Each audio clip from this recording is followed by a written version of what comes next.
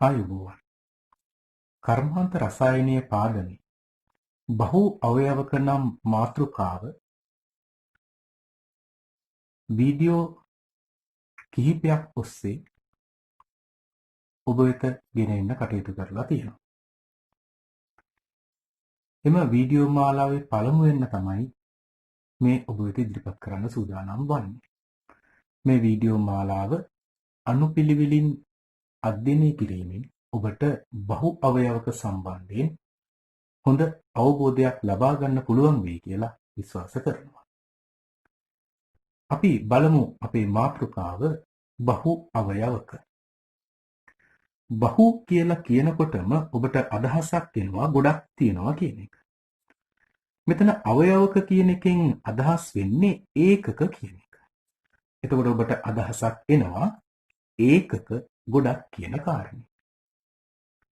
ඒතර මේ පාඩම් මාලාව අධ්‍යයනය කරද්දී අපිට වැදගත් වෙන වචන කීපයක් තියෙනවා. එනම් keywords කීපයක් තියෙනවා.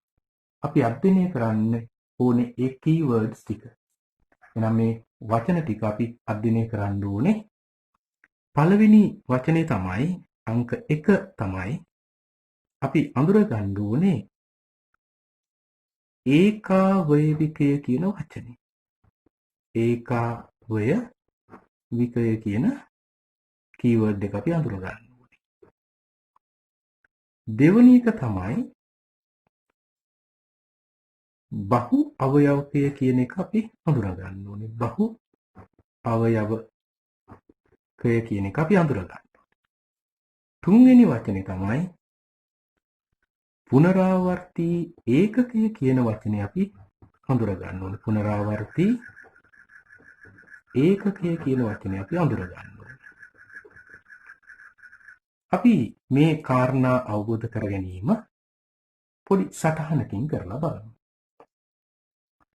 මොකක්ද මේ ඒකාවයවිකය කියලා බහු අවයවක පාඩමේදී අදහස් කරන්නේ? අපි ඒකාවයවිකය කියලා අදහස් කරන්නේ මේ පාඩමේදී ඉතාමත්ම සරල අණු වලට තමයි ඒකාවයවිකය කියලා මෙතන අදහස් කරන්නේ. මම මේ අඳින්නේ ඒකාවයවික කීපයක්. මේ අඳින්නේ සටහනක් ගන්නෙ ඒකාවයවික කීපයක්. ඔබට පේනවා මම ඒකාවයවික කීපයක් ඇන්දා. අපි මේගොල්ලන්ව ලකුණු කරමු ඒකාවයවික කියලා. ඒකාවයවික කීපයක් අපි ඇන්දා. මං ඇන්දා ඒකාවයවික n සංඛ්‍යාවක් ඇන්දා. ගණන් කරලා බලුවොත් නම් ඇඳලා තියෙන්නේ 5යි. නමුත් n සංඛ්‍යාවක් ඇන්දා. මෙන්න මේ ඒකාවයවික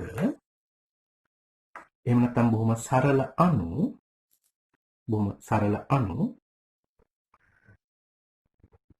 ප්‍රතික්‍රියා කරලා හදනවා රසායනික බන්ධන. මේ ඒකාවයවික අතර හදනවා රසායනික බන්ධන. ඒ රසායනික බන්ධන සෑදීමේදී ඒකාවයවිකේ පොඩි ව්‍යුහාත්මක වෙනසක් සිද්ධ වෙනවා. ඔය ඒකාවයවිකේ පොඩි ව්‍යුහාත්මක වෙනසක් සිද්ධ වෙනවා. මේ හදලා තියෙන්නේ ඒකාවයවික අතර රසායනික බන්ධන. ඒකාවයවික අතර රසායනික බන්ධන තමයි මේ හදලා තියෙන්නේ. මෙන්න මේ කොටස රසායනික බන්ධන, අනිත් කොටස ව්‍යුහය වෙනස් වෙච්ච ඒකාවයවිකය. රසායනික බන්ධන. එතකොට මේ රසායනික බන්ධන වලින් ඒකාවයවික ගොඩාක් එකට බැඳුනහම ලැබෙන ව්‍යුහය අපි හඳුන්වනවා බහු අවයවකය කියලා. ඒතර බහු අවයවකය කියලා අපි හඳුන්වන්නේ බොහොම සරල අණු එහෙම නැත්නම් ඒකාවයවික n සංඛ්‍යාව රසායනික බන්ධන වලින් බැඳීමේ ලැබෙන දාමය අපි හඳුන්වනවා බහු අවයවකය කියලා. මේ බහු අවයවකය හොඳින් නිරීක්ෂණය කළහොත් ඔබට පැහැදිලිව පේන කාරණාවක් තියෙනවා. ඔබට පැහැදිලිව පේන කාරණාව තමයි හොඳින් නිරීක්ෂණය කළහොත් මෙන්න මේ කොටස බහු අවයවකය තුල නැවත නැවත දකින්න පුළුවන්. මෙන්න මේ කොටස බහු අවයවකය තුල නැවත නැවත දකින්න පුළුවන්. ඔබට පේනවා මේ කොටස බහු අවයවකය තුල නැවත නැවත දකින්න පුළුවන්. ඔන්න ඔය නැවත නැවත දැකිය හැකි කොටස අපි හඳුන්වනවා පුනරාවර්තී ඒකකය කියලා. පුනරාවර්තී ඒකකය කියලා හඳුන්වනවා. මේ නැවත නැවත දැකිය හැකි කොටස. ඒ වගේම ඔයගලන්ට අවශ්‍ය නම් මේ බහු අවයවකය කියන එක මේ ආකාරයට දක්වන්න පුළුවන්. කොහොමද? ඔබට අවශ්‍ය නම් පේනවා බහු අවයවකය කියන්නේ පුනරාවර්තී ඒකකය වගේම n සංඛ්‍යාවක් මෙතනට පාවිච්චි කරපු අණු සංඛ්‍යාවට සමාන පුනරාවර්තී ඒකක සංඛ්‍යාවක් මෙතනදී ලැබෙනවා. මෙතනට පාවිච්චි කරපු ඒකාවේක ගානට සමාන පුනරාවර්තී ඒකක ගානක් මෙතනදී ලැබෙනවා. මෙතන මෙන්න මේ ආකාරයට n කියලා යෙදීමෙන් ඔබට අවශ්‍ය නම් බහු අවයවකය දක්වන්න පුළුවන්. එතකොට මේ තියෙන්නේ බහු අවයවකය. දැන් එහෙනම් අපිට පැහැදිලි ඒකාවේවකය කියන්නේ කුමක්ද? බහු අවයවකය කියන්නේ කුමක්ද? පුනරාවර්තී ඒකකය කියන්නේ මොකක්ද? එතකොට ඒකාවේවකය කියලා අපි අදහස් කරන්නේ ඉතා කුඩා අණුවක්. ඒ කුඩා අණු ඉතා විශාල ප්‍රමාණයක් එකිනෙක රසායනික බන්ධන වලින් බැඳීමෙන් හැදෙන ව්‍යුහයට අපි කියනවා බහු අවයවකය. ඒ බහු අවයවකය කියන ව්‍යුහය හොඳින් අධ්‍යයනය කිරීමෙන් අපිට දකින්න ලැබෙනවා නැවත නැවත බහු අවයවකය තුල පවතින කොටසක්. අන්නේ කොටසට අපි කියනවා පුනරාවර්තී ඒකකය. ඒ පුනරාවර්තී ඒකකය වගේ n වාරයක් ගණනය කළාම, ඒ කියන්නේ ඒකාවේක සංඛ්‍යාවට සමාන ගානක් පුනරාවර්තී ඒකක ගණනය කළාම අපිට බහු අවයවකය මේ ආකාරයටත් නිරූපණය කරන්න පුළුවන්. අපි මෙය උදාහරණයකින්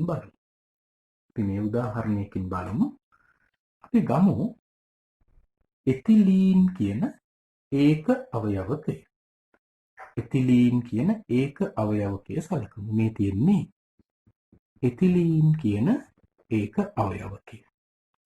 මම එතිලීන් කියන ඒක අවයවකය අවස්ථා කිහිපයක් අඳින්නම්. එතකොට මේ තියෙන්නේ මාරුවෙන් මාරුවට මම යන්දා එතිලීන් කියන ඒක අවයවකය. දැන් මම ඇඳලා තියෙන්නේ 3 දෙනයි. එතකොට මේ තියෙන්නේ ඒක අවයවකය එතිලීන්. අපිට පුළුවන් ඔය එතිලීන් ඒක අවයවක එකිනෙක සම්බන්ධ කරන්න. එතිලීන් ඒක අවයවක එකිනෙක සම්බන්ධ කරාම අපිට දකින්න ලැබෙන ව්‍යුහය මෙන්න මෙහෙම ව්‍යුහයක්. ඔබට පේනවා ඉස්සෙල්ලට වඩා ස්වල්පයක් මේකේ ව්‍යුහේ වෙනසක් සිද්ධ වෙලා තියෙනවා. මොකද්ද? අර එතිලීන් කියන ඒක අවයවකයේ තිබිච්ච ෆයි බන්ධන දැන් පේන්නේ නැහැ. එතිලීන් කියන ඒක අවයවකයේ තිබිච්ච ෆයි බන්ධන දැන් පේන්නේ නැහැ. ඒතර මේ තියෙන්නේ එතිලීන් කියන ඒක අවයවකය. මේ තියෙන්නේ පොලි එතිලීන් කියන බහු අවයවකයේ කොටසක්. ඉතින් මේ කොටස හොඳින් අධ්‍යයනය කරොත් ඔබට පේනවා මේ කොටස තුල තියෙන්නේ මෙන්න මේ ආකාරයට විච්ච කොටස්. ඒ කියන්නේ ඔබට පේනවා මෙන්න මේ කොටසට කියන්න පුළුවන් අපිට පුනරාවර්තී ඒකකය. පුනරාවර්තී ඒකකය කියලා පාවිච්චි කරන්න පුළුවන්. ඒ වගේම මෙන්න මෙතන කොටස පුනරාවර්තී ඒකකය කොටස වගේ n වාරයක් අපි දන්නේ මෙතන අණු කීයක් මේ පේලියට ලියාගෙන ගියාද කියලා. අපි හිතමු අණු n සංඛ්‍යාවක් ලියලා තියෙනවා කියලා. අන්නේ අණු n සංඛ්‍යාව භාවිතා කරාම පුනරාවර්ති ඒකකයේ වගේ n සංඛ්‍යාවක් පාවිච්චි කරොත් අපිට එතනට කියන්න පුළුවන් බහු අවයවකය කියලා. අපි ඊළඟට අධ්‍යයනය කරමු විෂය නිර්දේශය තුළ සාකච්ඡා කරන බහු අවයවක මොනවද කියලා. අපේ විෂය නිර්දේශය තුළ බහු අවයවක 7ක් ප්‍රධාන වශයෙන් සාකච්ඡා කරනවා. අපේ විෂය නිර්දේශය තුළ බහු අවයවක 7ක් ප්‍රධාන වශයෙන් මෙම කොටස යටතේදී සාකච්ඡා කරනවා. ඉතින් අපි බලමු එම බහු අවයවක 7 මොනවද? ඒවා සෑදීමට අදාළ වෙන ඒක අවයවික මොනවද කියලා. ඒක අවයවික මොනවද කියලා අධ්‍යයනය කරමු. පළවෙනි කෙනා තමයි අපි සලකන පළවෙනි කෙනා පොලි එතිලීන්. අධ්‍යයනය කරන පළවෙනි ආකාරය තමයි පොලි එතිලීන්.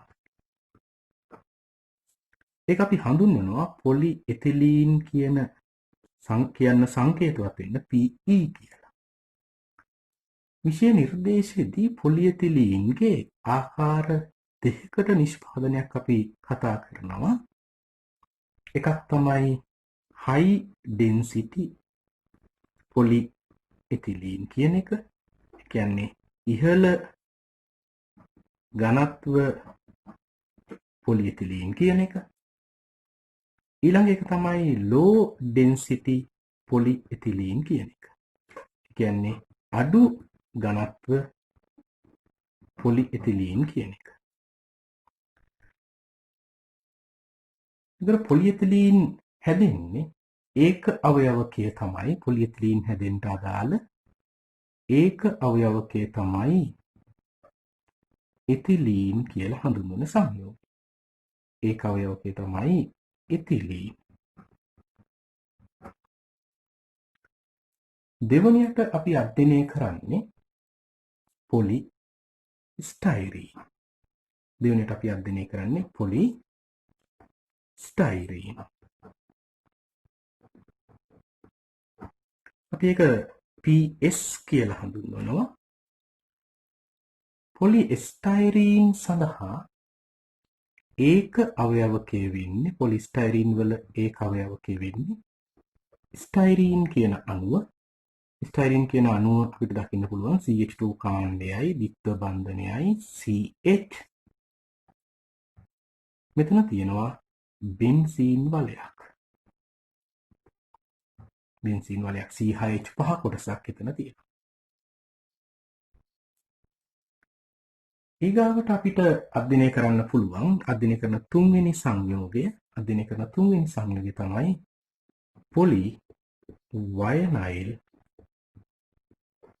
පොලිවයනයිල් ක්ලෝරයිඩ් කියන සංයෝගය. පොලිවයනයිල් ක්ලෝරයිඩ් කියන බහු අවයවකය. අපි මේක සඳහන් කරනවා PVC කියලා. ඔබ ඉතා ප්‍රසිද්ධව දන්න සංයෝගයක්. එතකොට ඒකේ PVC වල ඔයගොල්ලෝ දකිනවා ඒක අවයවකය වෙන්නේ ඒකාවයවිකය වෙන්නේ CH2 ද්විත්ව බන්ධන CH Cl කොටසක්. ඔය Cl එක උඩින් හෝ යටින් මොන තැනකින් දාන්න පුළුවන්.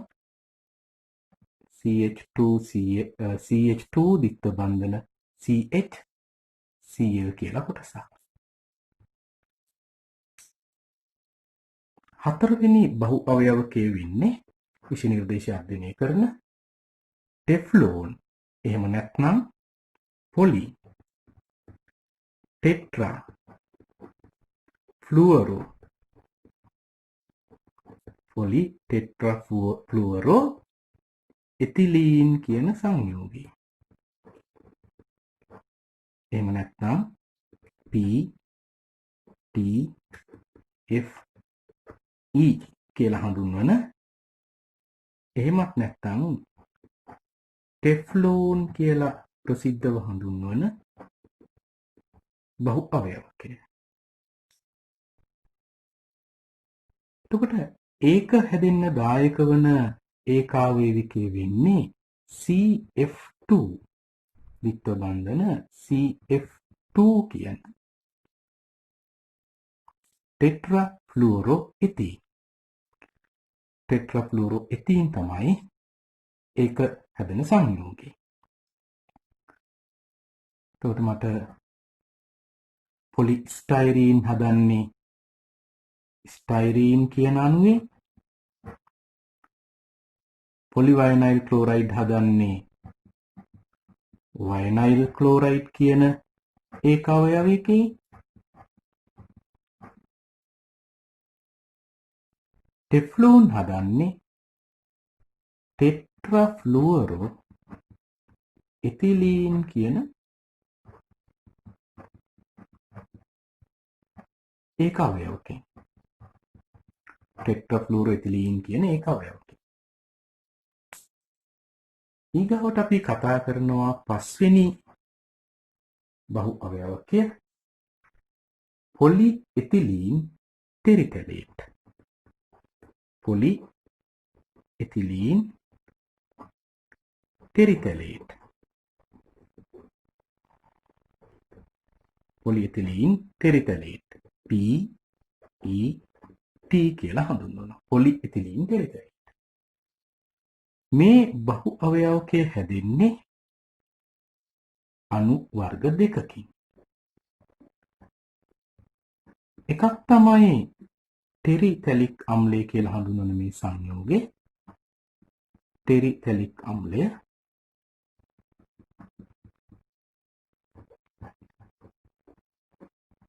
ටෙරිතැලික් අම්ලය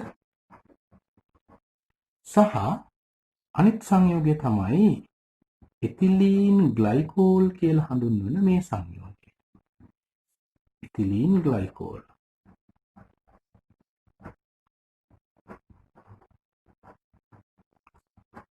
ඒකාවයවක එකතු වීමෙන් තමයි පොලි එතිලීන් ටෙරිතලේට් එහෙම නැත්නම් PET කියලා හඳුන්වන PET කියලා හඳුන්වන බහු අවයවකය හැදෙන්නේ. අපි අධ්‍යයනය කරන 6 වෙනි බහු අවයවකය තමයි නයිලෝන් 66 කියන එක. නයිලෝන් 66 කියන බහු අවයවකය තමයි අපි ඊගාවට අධ්‍යයනය කරන්නේ. ඒකත් හැදෙන්නේ අණු වර්ග දෙකකින්. නයිලෝන් 66 කියන එකත් හැදෙන්නේ අණු වර්ග දෙකකින්. ඒක තමයි හෙක්සේන් ඩයිඇමීන් කියලා හඳුන්වන මෙන්න මේ සංයෝගය. හෙක්සේන් ඩයිඇමීන් නැත්නම් ඩයිඇමයිනෝ හෙක්සේන් කියලා අපි මේකට කියනවා. හෙක්සේන් ඩයිඇමීන් එහෙම නැත්නම් ඩයිඇමයිනෝ හෙක්සේන් කියලා මේක හඳුන්වනවා. ඊට පස්සේ මේකට අවශ්‍ය වෙන අනිත් සංයෝගය තමයි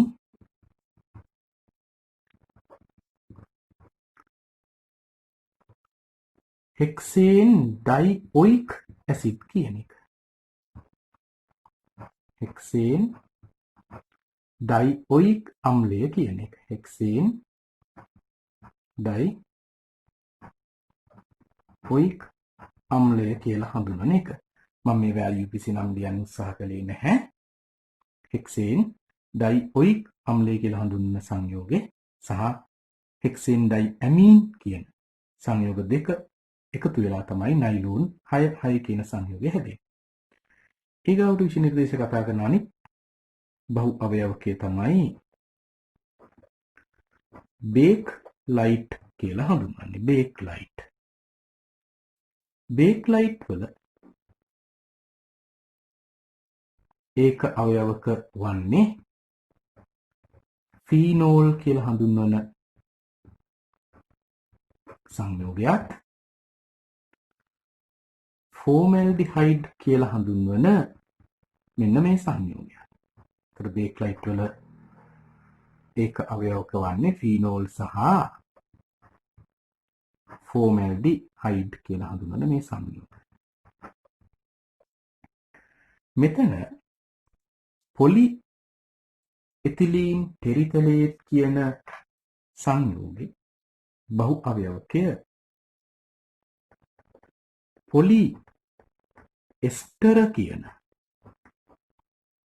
බහු අවයවක කාණ්ඩය නියෝජනය කරන්නක්. පොලිඑතිලීන් පෙරිතලේට් කියන බහු අවයවකය පොලිඑස්ටර් කියන බහු අවයවක කාණ්ඩය නියෝජනය කරන්නක්. නයිලෝන් 6 කියන බහු අවයවකය පොලි ඇමයිඩ නියෝජනය කරන්න. ඊළඟට අපි අධ්‍යයනය කරන්න ඕනේ බහු අවයවක කොහොමද වර්ගීකරණය කරගන්නේ කියලා. අපිට පුළුවන් බහු අවයවක වර්ගීකරණය කරන්න ප්‍රධාන ආකාර 3කට. තවත් ආකාර තියෙනවා බහු අවයවක වර්ගීකරණය කරන. අපි ඉස්සරහදී සාකච්ඡා කරනවා. නමුත් මෙතනදී අපිට පුළුවන් බහු අවයවක ප්‍රධාන ආකාර 3කට වර්ගීකරණය කරගන්න. පළමු වන ආකාරය තමයි ඒ බහු අවයවක පවතින ආකාරය අනුව අපිට වර්ග කරන්න පුළුවන්.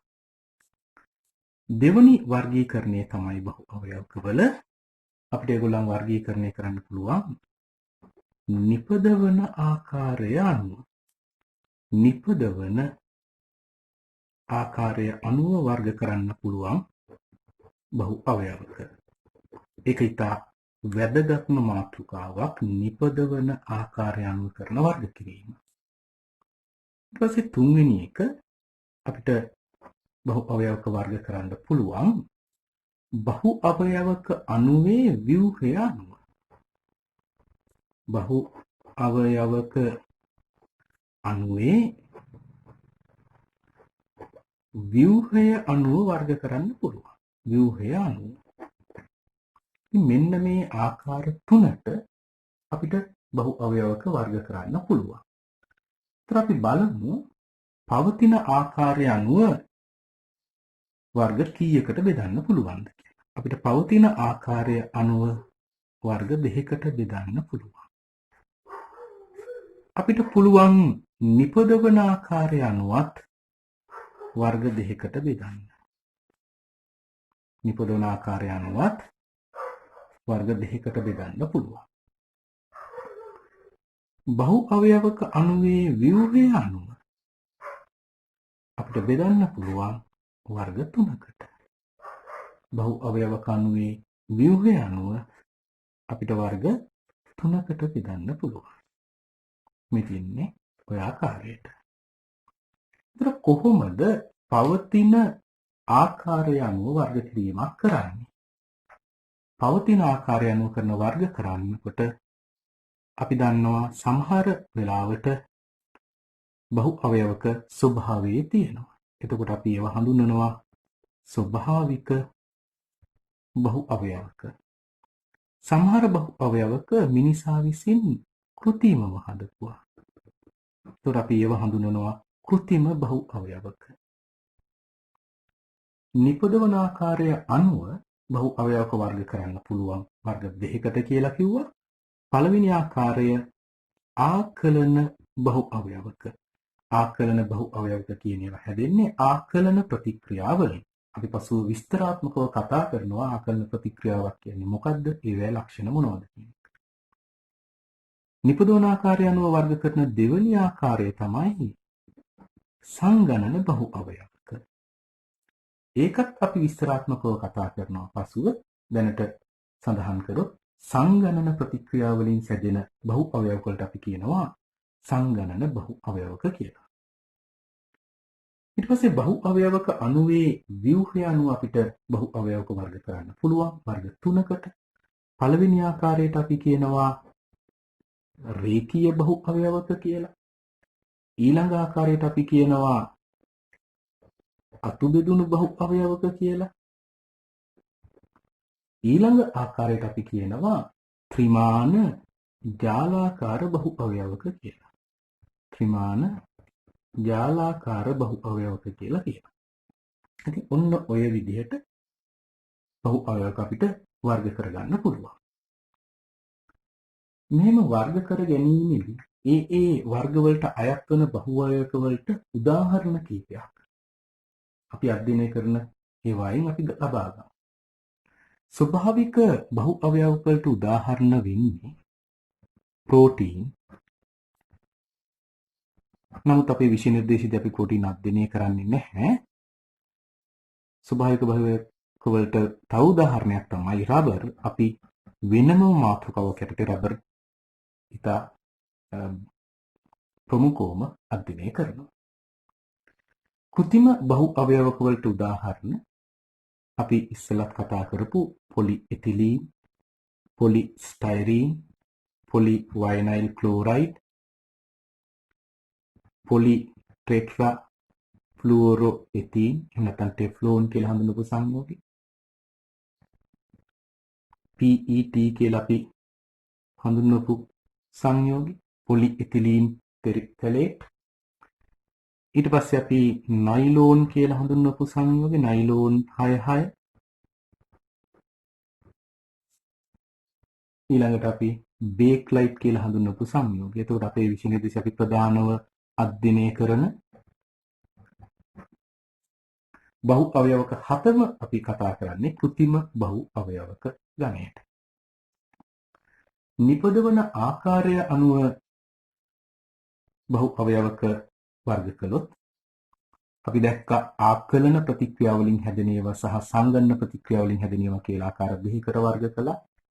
ආකලන ප්‍රතික්‍රියාවට උදාහරණ වෙන්නේ පොලි එතිලීන්, පොලි ස්ටයිරීන්, පොලි වයිනයිල් ක්ලෝරයිඩ්, පොලි ටෙට්‍රා ෆ්ලුෝරෝ එතිලීන්, එහෙම නැත්නම් ටෙෆ්ලෝන් කියලා හඳුන්වන සංයෝග. සංගණන ප්‍රතික්‍රියාවලට උදාහරණ වෙන්නේ පොලි එතිලීන් ටෙරිතලේට් කියලා හඳුන්වන සංයෝගය, නයිලෝන් 6 කියලා හඳුන්වන සංයෝගය සහ බේක්ලයිට් කියලා හඳුන්වන සංයෝගය. බේක්ලයිට් ඒවා සංගණන ප්‍රතික්‍රියාවලට උදාහරණ. බහු අවයවක අණුවේ ව්‍යුහය අනුව අපි කොටස් 3කට බෙදුවා බහු අවයවක. එතකොට රේඛීය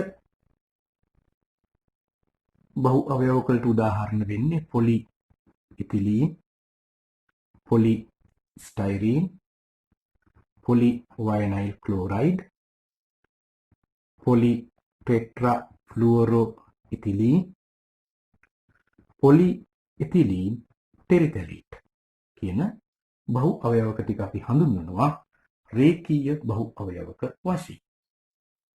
ඒ වගේම අපිට අවශ්‍ය නම් පොලි ඉතිලීන් සාදා ගන්න පුළුවන් අතු බෙදුණු බහු අවයවකයක් ආකාරයට. අපේ විෂය නිර්දේශයේ ත්‍රිමාන ජාලාකාර බහු අවයවකයකට අධ්‍යයනය කරන්නේ බේක්ලයිට් කියන බහු අවයවකය. ඊට පස්සේ අපිට තවත් විස්තර කීපයක් මෙතන ලබා ගන්න පුළුවන්. මේ බහු අවයවක සම්බන්ධයෙන්. මේ බහු අවයවක වලින් මෙන්න මේ බහු අවයවක කොටස, මෙන්න මේ කොටස බේක්ලයිට් ඇරුණාම අපි සලකපු බහු අවයවක 7න් ඉතුරු කොටස. ඒගොල්ලන්ට අපිට දකින්න ලැබෙනවා පුනරාවර්තී ඒකකයක් දකින්න පුළුවන්. මෙන්න මේ අයට පුනරාවර්තී ඒකකයක් දක්වන්න පුළුවන්. පුනරාවර්තී ඒකකයක් දක්වන්න පුළුවන් මේ අණු වලට.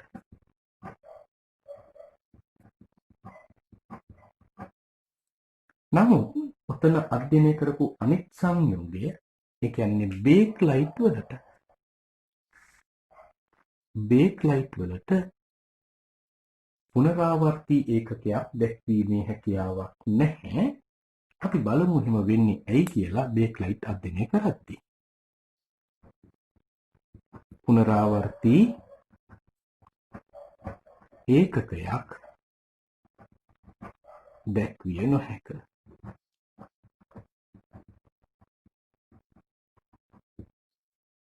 ඒ වගේම අපිට පුළුවන් තවත් බෙදීමකට ලක් කරන්න මේ කොටස. මේ රේඛීය සහ අතු බෙදුණු බහු අවයවක කියලා හඳුන්වන අය මේ රේඛීය සහ අතු බෙදුණු බහු අවයවක කියලා හඳුන්වන අය මේ සියලු දෙනා රේඛීය සහ අතු බෙදුණු බහු අවයවක කියලා හඳුන්වන අය එකිනෙකින් වෙන්වෙච්ච තනි අණු වශයෙන් තමයි පවතින්නේ. මේගොල්ලන් අපිට කියන්න පුළුවන් එකිනෙකින් වෙන් වූ තනි අණු වශයෙන් පවතී. එකිනෙකින් වෙන් වූ තනි අණු වශයෙන් පවතී කියලා කියන්න පුළුවන්. නමුත් මේ ත්‍රිමාන ජාලාකාර බහු අවයවක එහෙම නැත්නම් මේ බේක් ලයිට් කියලා හඳුන්වපු බහු අවයවකේ අයිති වෙන කොටස මේ ත්‍රිමාන ජාලාකාර බහු අවයවක බේක් ලයිට් අයිති වෙන කොටස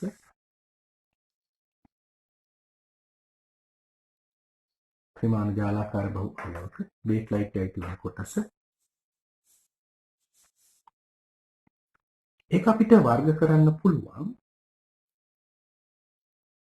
එකිනෙකින් වෙන් වූ තනි අණු වශයෙන් නොපවතී. මේක අපිට අඳුර ගන්න බෑ එහෙම. එකිනෙකින් වෙන් වූ තනි අණු වශයෙන් නොපවතී. එකිනෙකින් වෙන් වූ තනි අණු වශයෙන් නොපවතී. මොකද ජාලයක් විදිහට තියෙනවා.